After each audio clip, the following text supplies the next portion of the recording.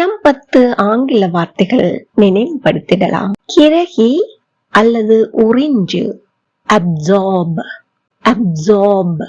தரம் பெற்ற அல்லது பூரணமான, அப்சல்யூட், அப்சல்யூட். விலகியிரு, அப்ஸ்டெயின், அப்ஸ்டெயின்.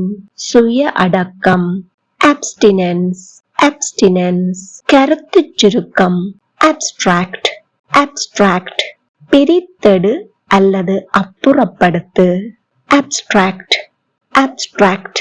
அசட்டுத்தனமான, absurd, absurd. அபரிமிதம், abundance, abundance.